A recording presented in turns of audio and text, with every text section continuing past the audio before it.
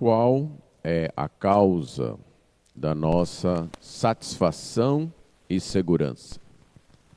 O que é que nos faz sentir felizes e seguros? Quais são os motivos que enchem a nossa vida de alegria, de prazer, de contentamento, que nos faz continuar caminhando, levantando a cada dia e vivendo?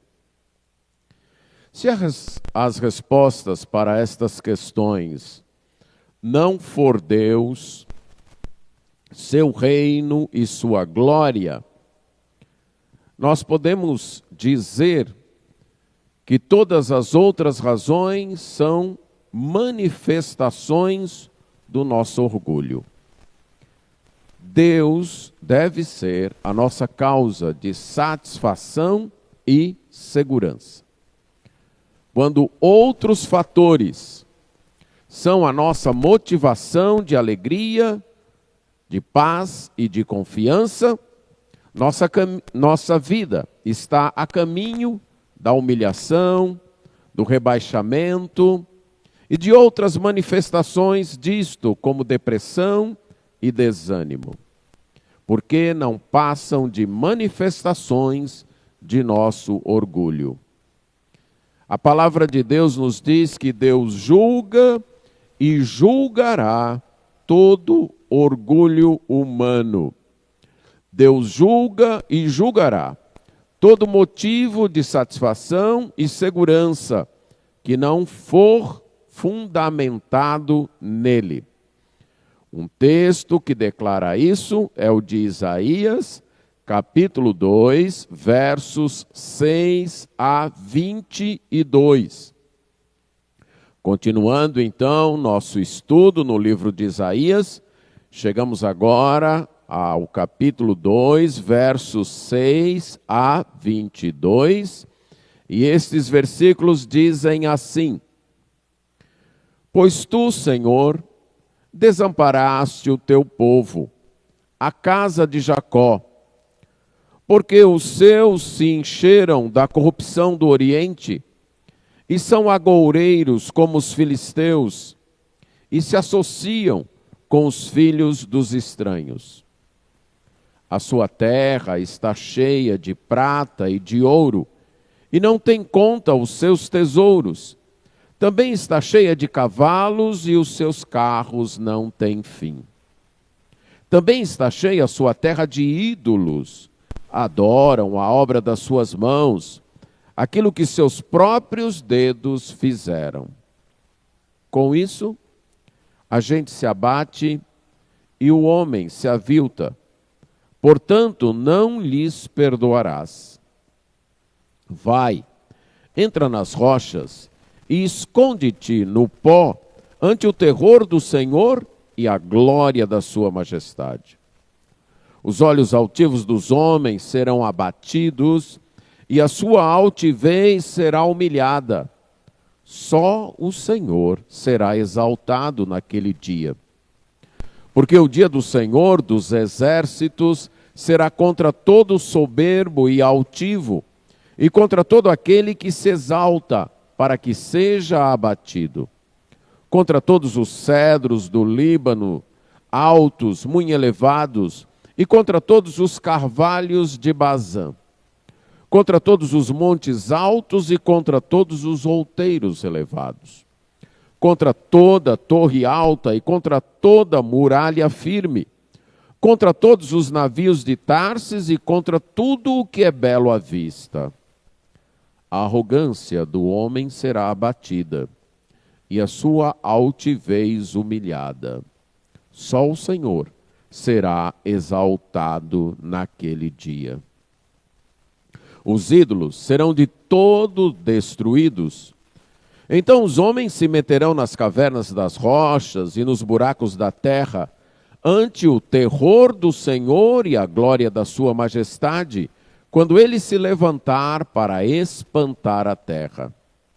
Naquele dia, os homens lançarão às toupeiras e aos morcegos os seus ídolos de prata e os seus ídolos de ouro, que fizeram para ante ele se prostrarem.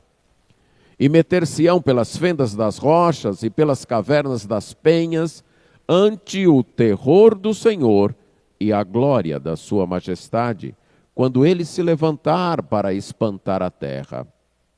Afastai-vos, pois, do homem cujo fôlego está no seu nariz. Pois em que é ele estimado? Vamos orar. Pai eterno, carecemos da tua graça para compreendermos a tua palavra, termos a disposição para amá-la e obedecê-la. Sem que o teu Espírito Santo opere isso em nossos corações, isso não será possível. Então suplicamos tua graça providenciando isso. Pedimos isto em nome de Jesus. Amém. Deus julgará todo orgulho humano. Deus julga e julgará todo orgulho humano. Nesse texto de Isaías, nós temos descrito algumas manifestações do orgulho humano que Deus julgará. O livro de Isaías reúne as profecias feitas por ele mesmo durante mais de 50 anos, especificamente 54 anos, para o reino de Israel, de Judá e a cidade de Jerusalém, incluindo profecias também a respeito de outras nações. Ele organizou o seu livro não seguindo uma sequência cronológica, e sim mantendo uma certa sequência, uma sequência literária, nós podemos dizer assim. E nesta primeira parte, ele está mostrando tanto o futuro glorioso do reino de Deus, como o juízo de Deus que virá. Ele está querendo nos dizer que antes que Deus estabeleça o seu reino aqui, que foi descrito no capítulo 2, versos 1 a 5, se faz necessário que ele traga um julgamento, e neste julgamento seja afastado deste mundo tudo aquilo que se opõe a Deus, incluindo o orgulho humano. Mas este juízo que virá de forma plena, num tempo mais no final, num tempo escatológico, já se manifesta no presente, já se manifesta no tempo, já se manifestava no período de Isaías. E este juízo contra o orgulho humano, Deus trazia contra o orgulho que se manifestava na forma de mundanismo do seu povo. Algo que contaminava o seu povo, o mundanismo. E Deus, então, taxou isso de orgulho, de altivez, e trazia o seu juízo. Um juízo, como disse, que já se fazia presente ali, porque Deus havia desamparado, abandonado o seu povo, abandonado a casa de Jacó, isto é, o povo de Israel, já que o nome Jacó era o nome anterior ao de Israel, que foi o pai dos 12 homens, dos 12 patriarcas, que deram origem às 12 tribos que formavam então o reino de Israel. E o profeta então diz: Deus, o Senhor tem rejeitado, tem desamparado a casa de Jacó. Podemos interpretar isso como uma pergunta, um pedido de explicação. Por que, Senhor, abandonaste o teu povo, a casa de Jacó? Por que o Senhor desamparou? Se o futuro deste povo, como foi dito no capítulo 2, versos 1 a 5, é tão promissor, por que o presente é tão desastroso? Se o Senhor planeja para nós um futuro glorioso, por que o Senhor nos abandona agora? Então ele passa a responder. E nessa primeira parte, ele dá duas respostas. A primeira, como eu já disse, é o mundanismo. Porque eles se encheram da corrupção do Oriente. O meu povo copiou outras nações, copiou as nações mais poderosas lá do Oriente. Aqui ele poderia estar se referindo tanto à Assíria, que na época de Isaías era a grande potência, o grande império, e era mais ao oriente, mais a leste do povo de Israel, ou propriamente também a Babilônia, que era outra nação que no futuro surgiria para dominar o mundo daquela região. Na época, inclusive, que Isaías esteve organizando as suas profecias, o rei Manassés fez questão de copiar algumas práticas do rei da Assíria. E o próprio rei Acás, que é da época em que Isaías profetizou, também copiou algumas práticas religiosas da Assíria. O fato do seu povo estar copiando, se enchendo desta corrupção que vinha de outras nações, que vinha de outros povos, levava Deus a abandoná-los. É como se o povo dissesse: nós preferimos seguir os costumes das outras nações e não aquilo que Deus nos instruiu, aquilo que Deus nos ensinou. E é como então se Deus dissesse: já que é assim, então vocês ficam para aí e eu saio, e eu abandono, eu desamparo vocês. Uma segunda prática era a da adivinhação. Eles eram agoureiros como os filisteus, davam-se a prática da adivinhação. Era um costume, na época, tentar adivinhar o futuro, tentar prever, agourar o futuro, tanto observando as nuvens, os astros, ou até animais depois de mortos, a disposição do fígado de animais, ou outros meios que eram inventados e utilizados para que eles tentassem prever, adivinhar, agourar o futuro. E novamente o rei Manassés fez isso. Deu-se a prática da adivinhação. Deus já havia condenado isso em sua palavra, na aliança que havia feito com este povo, conforme está escrito no livro de Levítico, capítulo 19, verso 26, e Deuteronômio, capítulo 18, verso 10.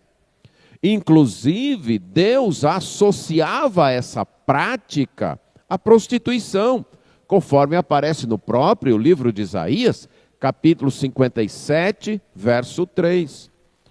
Novamente, o povo aqui descontente ou insatisfeito com o modo da revelação de Deus, com aquilo que Deus revelava, tentava saber mais, ou tentava saber de um modo mais fácil, mais tangível, praticando a adivinhação. Fazendo como os filisteus que formavam um outro povo ali das redondezas, e estes aqui não vinham do Oriente, mas tinham vindo do Ocidente. E talvez o profeta Isaías faça isso, mostre como eles estão tanto copiando o Oriente, como copiando o Ocidente, para dizer: vocês copiam tudo, menos seguir a palavra de Deus que veio do alto. Vocês se voltam para os costumes todos, de um lado e de outro, menos seguir a Deus. Além disso, vocês se associam com os filhos dos estranhos. A palavra associar aqui é a ideia de dar a mão. Vocês dão a mão. Vocês concordam com aquelas práticas estranhas que Deus condenou.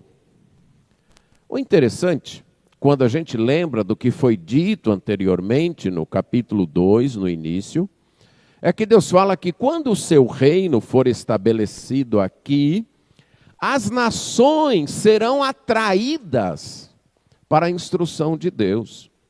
serão atraídas para seguir aquelas práticas, aqueles costumes que vêm de Deus. Mas o seu povo está fazendo o contrário. Está sendo atraído pelos costumes do mundo. Está sendo atraído pelas práticas do mundo. Isso é uma manifestação de orgulho.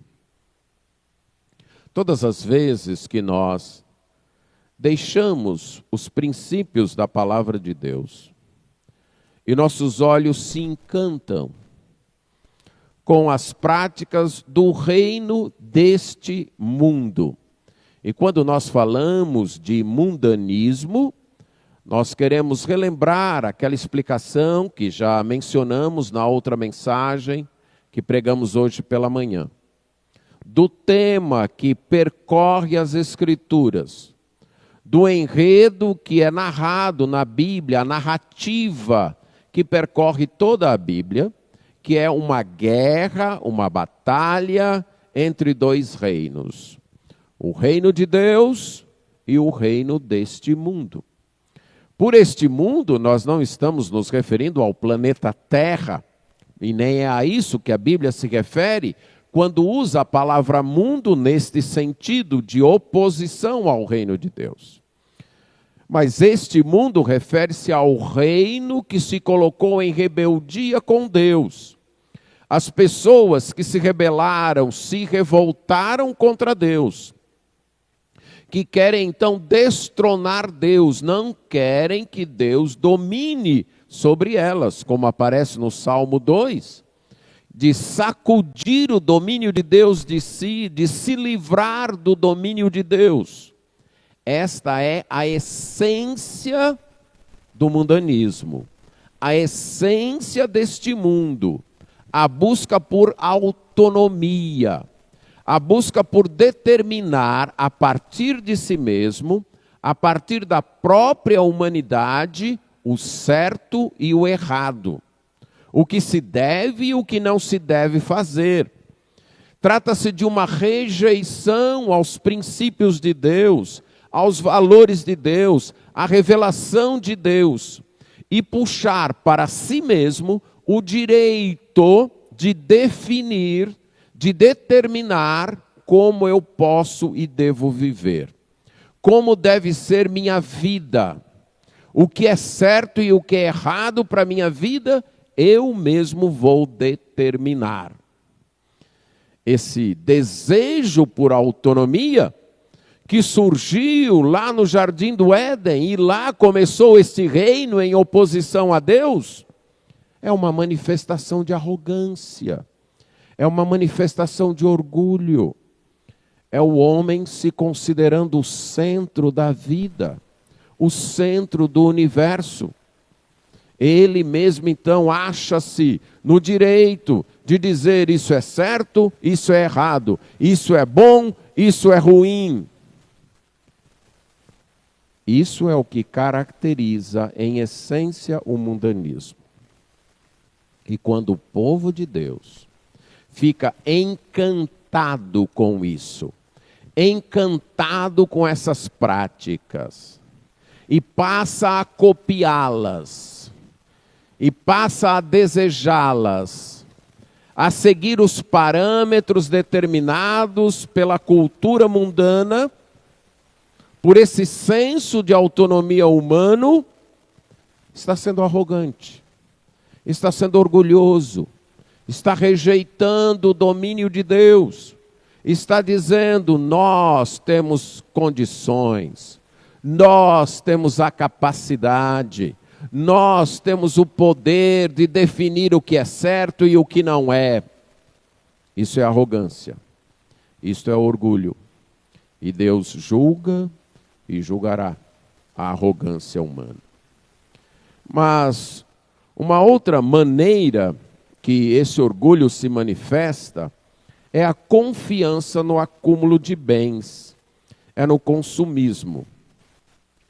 Você nota aqui, você vai ver nesta primeira parte, nessa primeira estrofe desta parte, os versos 6, 7 e 8, uma marca, uma repetição certo? O verbo encher. A terra está cheia da corrupção, de outras práticas. No verso 7, a terra está cheia de prata e de ouro, e não tem fim os seus tesouros. A terra se encheu de prata, de ouro, e não tem fim os seus tesouros. Aí ele continua. Também a terra está cheia de cavalos e seus carros não têm fim. Cavalo era um instrumento, não só não só de transporte, mas de guerra. Um sinônimo de segurança. Uma nação que tivesse em seu exército muitos cavalos, poderia-se dizer uma nação que tinha um exército poderoso, capaz de garantir a segurança daquela nação. E se além de cavalos ela tivesse carros, aí é que ela seria uma nação poderosa, uma nação capaz de garantir a segurança. Como as guerras eram feitas numa luta quase corpo a corpo, com espadas, com lanças, ou mesmo com arcos e flechas.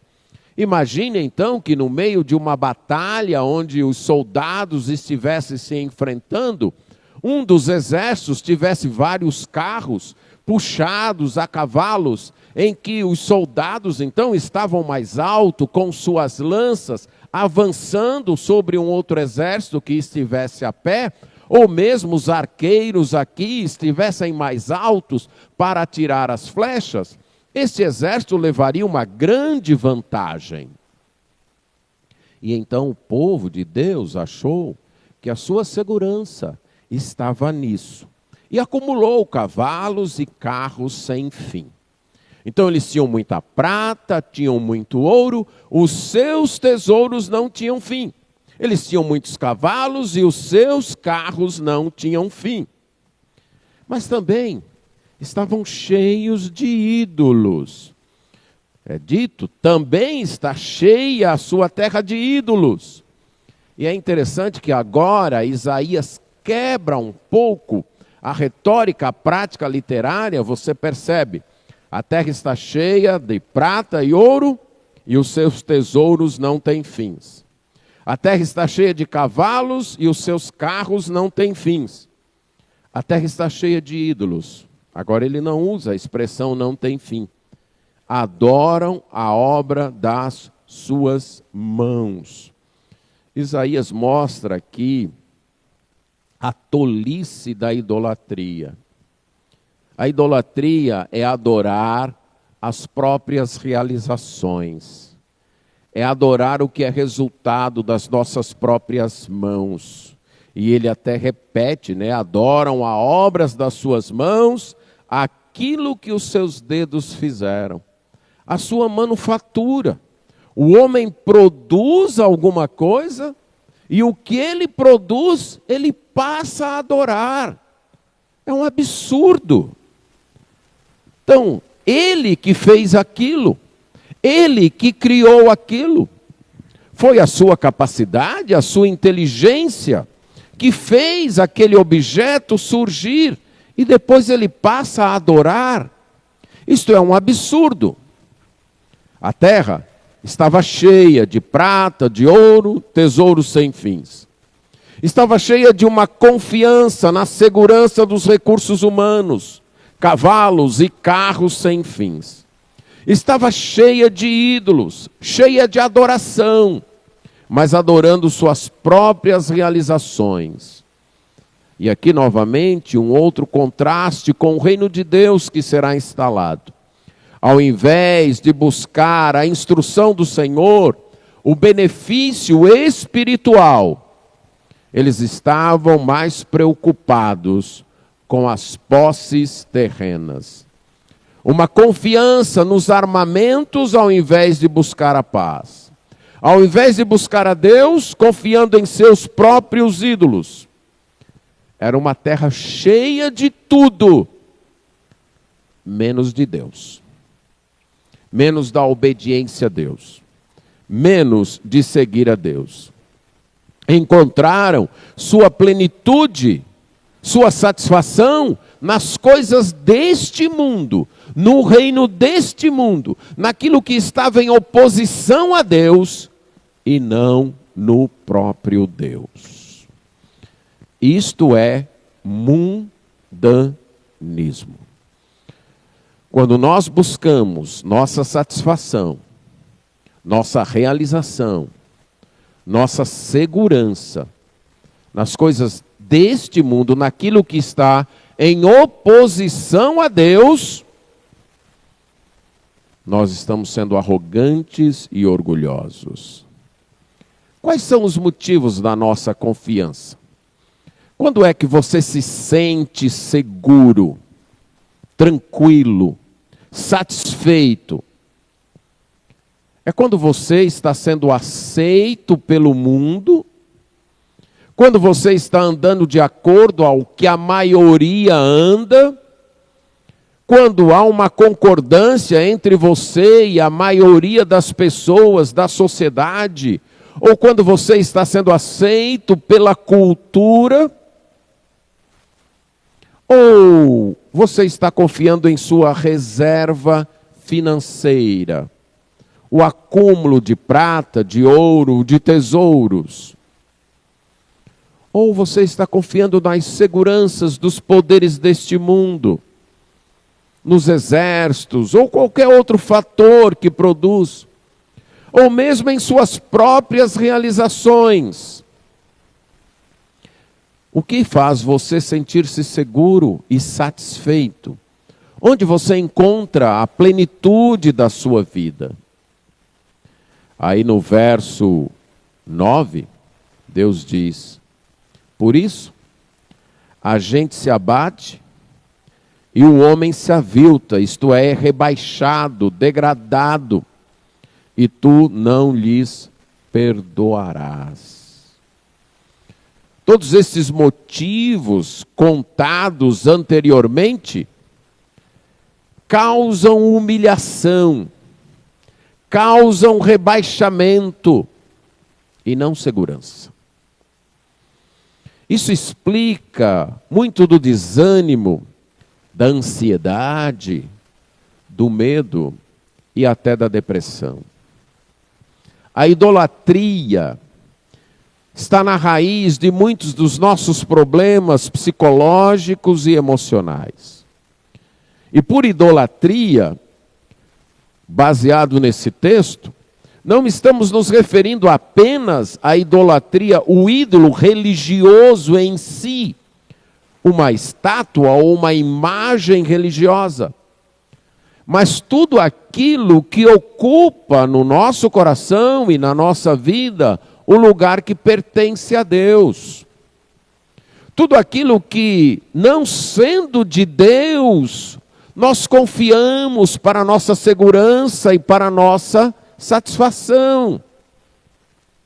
Isso causa abatimento. Com isso, as pessoas se abatem. E a ideia, e este verbo abater, é o mesmo verbo na língua original do verso 8 foi traduzido como adorar. A palavra adorar no verso 8 fala de se curvar, se inclinar.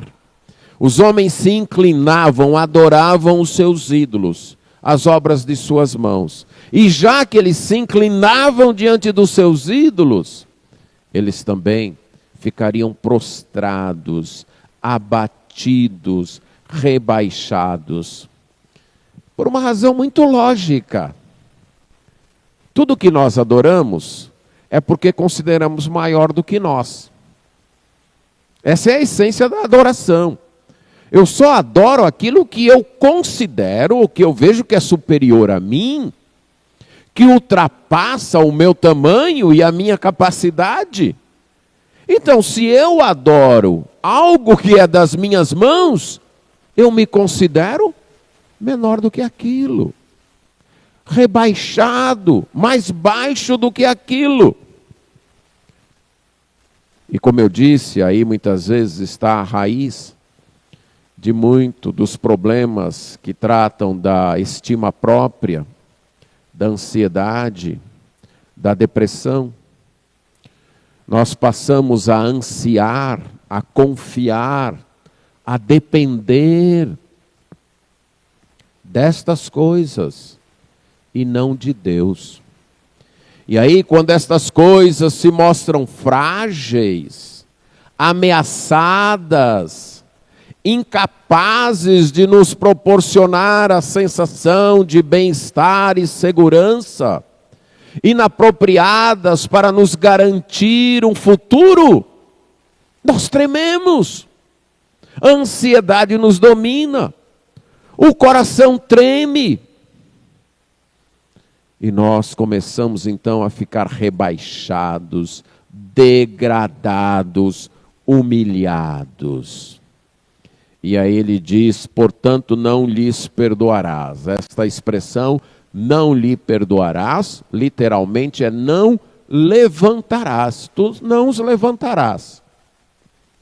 Ela nas Escrituras, no Antigo Testamento, tanto é usada no sentido de elevar alguém, de levantar alguém, como eu posso pegar então esse pedestal e levantar, poderia ser usado neste sentido, mas também tinha um sentido metafórico, figurado, que era o de quando eu ia oferecer um sacrifício e colocava minhas mãos sobre o cordeiro ou o animal que ia ser sacrificado e confessava o meu pecado, aquele animal levantava, isto é, levava o meu pecado e eu era perdoado. Há algo semelhante no Novo Testamento, no Evangelho de João. As palavras de João Batista, quando ele vê Jesus. Eis aí o Cordeiro de Deus que tira, e literalmente é levanta e leva o pecado do mundo. Então, penso eu que os dois sentidos cabem aqui, porque um complementa o outro. Já que aquelas pessoas, arrogantemente, orgulhosamente, estavam rejeitando Deus, Deus não lhes levantaria. Deus as deixaria encurvadas, rebaixadas, humilhadas. E Ele não as levantaria, porque elas não seriam perdoadas. Elas estavam confiando em si mesmas e não em Deus. A cura, então, deveria ser a confiança, o arrependimento, o retornar para Deus.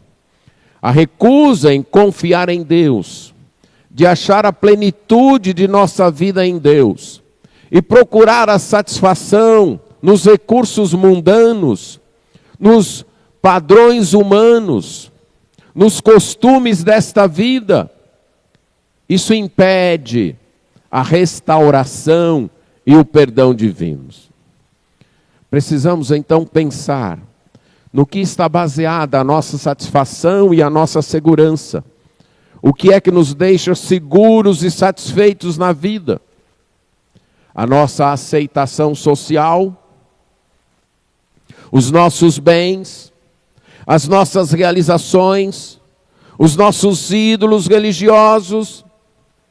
Lembre-se, isso não é causa de satisfação e segurança, e sim de humilhação, depressão e desânimo. Isso provoca a ira de Deus. E aí o profeta continua, então diz, vai, entra nas rochas, esconde-te no pó, ante o terror do Senhor e a glória da sua majestade. Os olhos altivos dos homens serão abatidos, e a sua altivez será humilhada. Só o Senhor será exaltado naquele dia. Ele fala de um dia, o dia do Senhor. E ele diz que esse dia será de juízo. E um juízo para o qual não haverá escape. É um dia de furor. Ele claramente diz isso. Vai, entra nas rochas e esconde-te no pó, ante o terror do Senhor e a glória da sua majestade. Naquele dia, que é o dia que Deus vai fazer a sua intervenção, trazer o seu juízo final, será um dia de terror. A expressão dia do Senhor, ou aquele dia, se referindo a esse dia da intervenção, é uma expressão que aponta para aquele tempo, quando Deus manifestará seu juízo. Esse juízo tanto se manifesta no tempo histórico, como também se manifestará plenamente no fim, no escatológico. Quando ele se manifesta no tempo histórico, é como se isso fosse uma prefiguração, uma tipificação do que será o escatológico. Por exemplo, Isaías vai dizer que a invasão que a cidade de Jerusalém sofreu ou iria sofrer pela Babilônia era o dia do Senhor. Mas nem tudo que foi dito para o dia do Senhor aconteceu naquela invasão. Porque aquela invasão ilustrava, prefigurava, tipificava uma outra manifestação de juízo. No semestre passado, nós pregamos no livro de Joel, quando tratamos do porquê Deus envia pestes e pragas, e vimos que o profeta Joel chamou a invasão de gafanhotos que estava acontecendo no seu tempo de o dia do Senhor. E era, porque aqueles gafanhotos haviam sido enviados por Deus como instrumento do seu juízo. Só que aqueles gafanhotos, aquela praga, não esgotava todo o juízo de Deus, mas prefigurava o juízo final, o juízo escatológico. Então, o dia do Senhor tanto se refere ao juízo que se manifesta no tempo, na vida aqui e agora, como a sua manifestação final. Sendo que na manifestação final vai ser a vinda de Deus com todo o esplendor da sua majestade. A palavra majestade aqui fala de algo exaltado, alto, sublime, levantado. Porque Deus é o único exaltado. Qualquer exaltação que não seja de Deus é orgulho. E quando esta exaltação se manifesta, a exaltação, a elevação humana é rebaixada. É como alguém que se sente o tal, porque ele tem mais ou sabe mais do que outras pessoas. Até que um dia aparece alguém que pode mais e sabe mais do que ele. Então aquilo se torna uma humilhação para ele. Ele se vê rebaixado. Quando o juízo de Deus se manifestar, então o profeta diz: olha, procurem se esconder aí. Procurem o pó, que é de onde o ser humano veio. E no juízo de Deus é para onde ele vai voltar. Os olhos altivos, os olhos elevados dos homens serão abatidos. Sua altivez, o fato do homem então andar altivo, achar que é o dono da própria vida, essa autonomia do ser humano será rebaixada. Somente o Senhor será exaltado naquele dia. E aqui você vê o contraste. Aquilo que o homem acha que o eleva, que o faz ser grande, que o faz ser famoso, diante de Deus, vai causar o rebaixamento, a humilhação, o abatimento. Somente aquilo que é de Deus, somente aquilo que vem de Deus, deve ser o motivo da nossa glória e da nossa exaltação, da nossa confiança e da nossa satisfação. Nada mais. Toda falsa segurança será julgada. No verso 12 ele diz: porque o dia do Senhor dos exércitos será contra todo soberbo contra todo altivo, contra todo aquele que se exalta para que seja abatido. E aqui, nessa segunda parte, você vai perceber uma outra frase que se repete, não mais aquela está cheia, mas contra o dia do Senhor. Esse dia do Senhor, então, que já se manifestou contra o mundanismo, já se manifestou, então, contra a ganância humana, vai se manifestar contra a falsa confiança, que é uma outra manifestação do orgulho, o confiar em si mesmo. Então ele diz, o dia do Senhor dos Exércitos será contra todo soberbo e altivo, contra todo aquele que se eleva, contra todo orgulhoso, contra todo altivo, contra todo aquele que é empinado, para que seja rebaixado, para que seja abatido. As forças da natureza não produzem esta verdadeira segurança. Os cedros do Líbano, naquela época, onde hoje é o Líbano, havia uma grande floresta. E esta floresta, então, tinham árvores chamadas de cedros, árvores muito altas. Havia também, numa outra região, do outro lado do Rio Jordão, uma região extremamente fértil, famosa pelo gado que criava, carvalhos, árvores bem massivas, bem fortes, símbolos de segurança. Ser comparado ao cedro do Líbano era ser dito que era uma pessoa de expressão, uma pessoa segura, uma pessoa capaz. Ser comparado a um carvalho de Bazã era dizer que você tinha raízes bem sólidas. E aí Deus diz que aquele dia dele vai ser contra todos os cedros do Líbano, muito elevados, contra todos os carvalhos de Bazã. Confiar nas forças da natureza não trazem segurança. É uma falsa segurança, é orgulho, é arrogância. E Deus julga e julgará isso. Mas as realizações humanas, antes disso, ele menciona também os montes altos e os outeiros elevados. Confiar nos lugares altos, nas rochas altas, para a sua defesa, também é falsa confiança. E a partir daí ele passa a falar das realizações humanas, contra toda torre alta e contra toda muralha firme.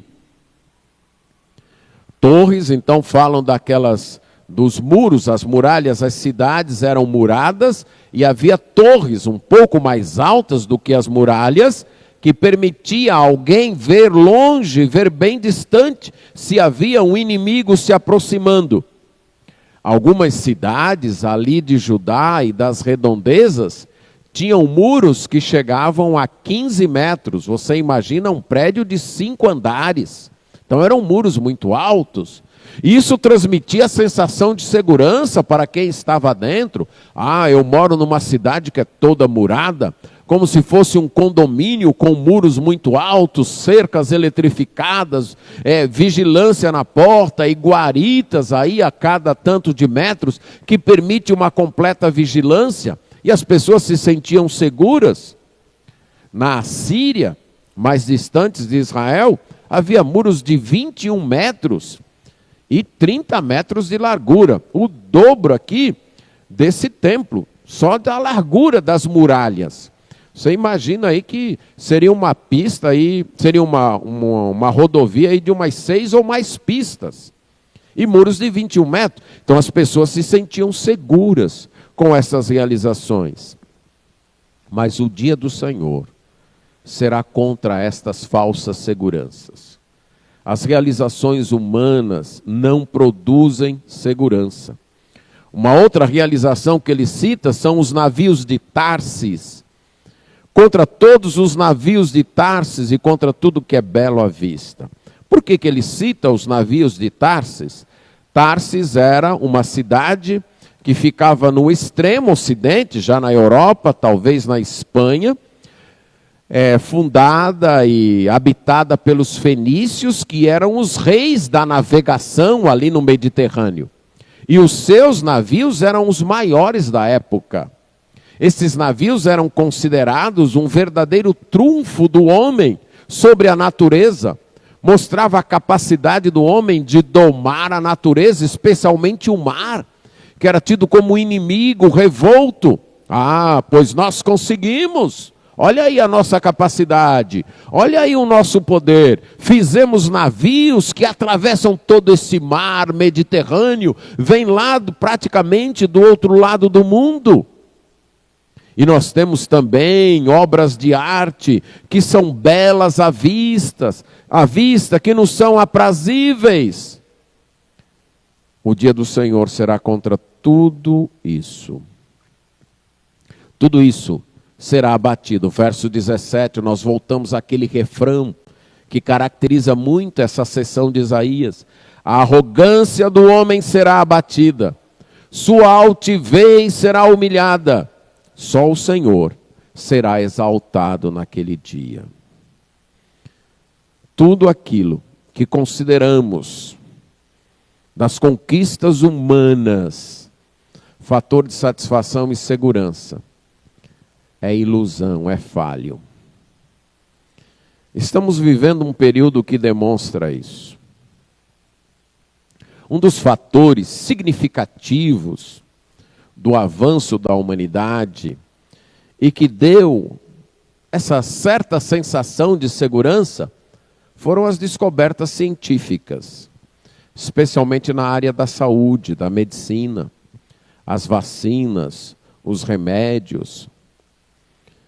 Nos incomoda muito certas doenças que não têm cura, porque nos acostumamos a pensar que a ciência é capaz de arrumar cura para todas as doenças, de providenciar saúde. E o que nós experimentamos em nossos dias? Um vírus em que mesmo os cientistas, os da área da saúde, não conseguem entrar num acordo para saber o que funciona e o que não funciona, o que cura e o que não cura, o que mata o vírus e o que não mata. Estão numa corrida frenética para produzir uma vacina que possa barrar isto. Podemos pensar nisso como uma certa manifestação do dia do Senhor, humilhando-nos, humilhando a nossa confiança na ciência. Não é que Deus é contra a ciência, mas a ciência se voltou contra o seu Criador, se voltou contra Deus. A ciência se acha autônoma. A ciência diz, não precisamos de Deus, nós somos capazes de explicar tudo. Nos deem tempo, condições de pesquisar, instrumentos, e nós seremos capazes de explicar tudo e resolver todos os problemas humanos. Não está conseguindo. Não está sendo capaz disso. Porque a ciência, a verdadeira ciência tem sua origem em Deus, no Criador. Ele é o maior e supremo cientista. Só Ele sabe como tudo funciona. E qualquer ciência, para que possa ser bem-sucedida, tem que se submeter à revelação dada por Ele. Aquilo que Ele tem revelado sobre a sua criação. Mas a ciência se tornou arrogante, orgulhosa e se voltou contra Deus. Está sendo humilhada. Um outro fator, as conquistas tecnológicas. Quanto a tecnologia avançou. Mas essa mesma tecnologia que avançou, cooperou, em certo sentido, para o avanço do vírus, para a propagação. Pense na rapidez dos transportes. Transportes muito rápidos. Em 24 horas, talvez alguém consiga cruzar o mundo. Isso é muito bom. Mas isso ajudou também a propagação da enfermidade. E assim por diante. Deus está como que abatendo o orgulho humano. Mas isso é só uma prefiguração do que será o dia do Senhor final. Quando só o Senhor será exaltado naquele dia. Deus julga e julgará todo orgulho humano. Quer ele se manifeste na forma de mundanismo, quer ele se manifeste em falsas seguranças, quer ele se manifeste, em último lugar, em idolatria. Começa a última sessão desta parte, no verso 18, onde é dito: os ídolos serão de todo destruídos. Tudo aquilo que o homem confia, acredita, que lhe pode trazer satisfação e segurança, mas que não provenha de Deus, será tudo destruído.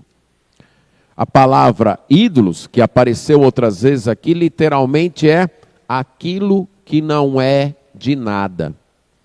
Pode ser de prata ou de ouro. Mas se você confia naquilo para a sua satisfação, para a sua segurança, aquilo não é de nada, aquilo é nada. Esses ídolos não vão conseguir livrar as pessoas da ira de Deus. Então os homens se meterão nas cavernas das rochas e nos buracos da terra, ante o terror do Senhor e a glória da sua majestade, quando ele se levantar para espantar a terra. Isaías agora, nessas duas repetições, versos 19 e 21, do que ele já disse no verso 10, agora ele acrescenta: para espantar a terra. Deus vai chegar para causar terror, para causar espanto. A sua majestade, o seu poder vai realizar isso. Então ficará claro o que é que são os ídolos. Verso 20. Naquele dia do Senhor, os homens lançarão as toupeiras e aos morcegos os seus ídolos de prata e os seus ídolos de ouro, que fizeram para ante eles se prostrarem.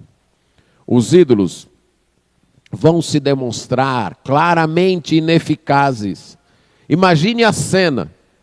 Você pegando o que é de prata e o que é de ouro, aquilo que você adorava, que você se curvava, e você jogando para as toupeiras e para os morcegos. O que Isaías quer dizer com esta linguagem? Você vai chegar ao reconhecimento que mesmo sendo de prata, mesmo sendo de ouro, aquilo não vale nada. Você pode jogar no lixo. Você pode deixar para os ratos, os morcegos, e nem eles vão fazer bom uso disso.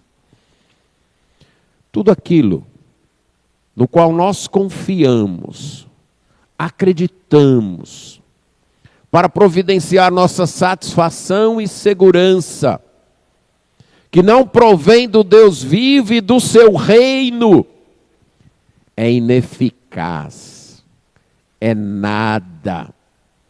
Os homens vão perceber que aquilo não lhes dá segurança, não lhes livra da ira de Deus, então vão jogar fora e correr para entrar nas fendas das rochas, nas cavernas da penha, já que o terror do Senhor e a glória da sua majestade está vindo, ele está vindo espantar a terra.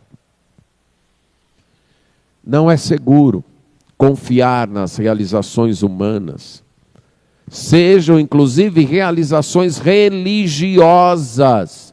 Isto é idolatria. Por que você acha que é aceito por Deus? Por causa do seu comportamento? Por causa da sua ética? Por causa do seu conhecimento das Escrituras? Por causa do serviço que você presta a Deus? Ou por causa de Jesus Cristo e o seu sacrifício na cruz? Se você se julga seguro diante de Deus, por se julgar uma boa pessoa, em virtude da sua honestidade, do seu comportamento familiar, das suas obras, você está confiando em coisas que os homens até valorizam, coisas de prata e de ouro, que as pessoas até dizem, muito bem, eu acho que com a vida que você tem, com a moral que você tem, com a influência que você tem, com essa sua honestidade, com isso ou aquilo, você está bem diante de Deus. Mas isso é realização humana. Isso é orgulho. Lembra da parábola que Jesus contou, lá em Lucas, capítulo 18? Dos dois homens que subiram ao templo para orar, um religioso e um publicano desprezado. E o religioso dizia, Senhor, eu te dou graças, porque eu não sou como os demais homens. Eu jejuo 2 vezes por semana, eu dou o dízimo de tudo que tenho, eu não faço isso, eu não faço aquilo. E o publicano dizia, não ousava nem levantar os olhos, mas batia no peito, uma expressão de miséria, de tristeza, e dizia, ó Deus, faz uma expiação por mim, pecador. Aí Jesus termina a parábola dizendo que aquele que clamou por uma expiação, que não apresentou suas obras, que não apresentou suas virtudes, foi justificado, foi perdoado. E aquele que se vangloriou de suas realizações, não. E Jesus acrescenta, porque todo que se humilha será exaltado, e todo que se exalta será humilhado. Refletindo exatamente o que nós temos aqui. O que faz você achar-se bem, satisfeito, seguro na vida? É você ser aceito pela sociedade, porque copiou os seus costumes, porque não é criticado por eles, porque anda de mãos dadas com o reino deste mundo, fazendo aquilo que Deus condena, mas que todo mundo faz, e você acha que não tem nada demais, já que todo mundo faz? É porque você tem posses, adquiriu riquezas, tem reservas financeiras, ou suas realizações, ou você confia nas forças da natureza, ou na capacidade humana, a ciência e a tecnologia capaz de fazer coisas altas e seguras, ou em sua religiosidade. Deus julga e julgará todo motivo de orgulho humano. E esse texto termina com um desafio, tal aquele de 2:1-5, que terminou com um desafio, um convite. Vinde, andemos na luz do Senhor. Esse diz, afaste-se. Afaste-se do homem, porque ele é apenas um sopro. O que somos nós? Neblina, como Tiago diz, apenas um sopro. Um vírus. Um vírusinho pequeno, invisível. É capaz de acabar com esse sopro. É capaz de nos levar para um maquinário que possa agilizar esse sopro, porque senão a gente não sobrevive. O versículo está dizendo, deixe de confiar naquilo que é humano e confie no Senhor, porque só Ele será exaltado naquele dia. Tudo que é humano é um sopro, passa, acaba. Só o Senhor será exaltado naquele dia. Qual é a causa da nossa satisfação, da nossa segurança? O que é que nos faz sentirmos felizes, seguros, satisfeitos com a vida? É a aceitação social? É nossa reserva financeira? São nossas realizações familiares ou do trabalho? São as conquistas humanas da ciência e da tecnologia? São as obras de arte produzidas pelos homens? Ou é Deus e o seu reino? Se não for Deus e o seu reino, tudo mais é orgulho. E Deus julga e julgará todo motivo de orgulho humano. Cessemos de confiar em nós mesmos. Paremos de confiar em nossas realizações. Reconheçamos que nossa vida é um sopro. E vamos colocar nossas vidas, nossa confiança e nossa satisfação nas mãos daquele que somente Ele será exaltado naquele dia. Que somente Deus e o seu reino seja o motivo de nossa satisfação, de nossa segurança, da plenitude de nossa vida. Amém.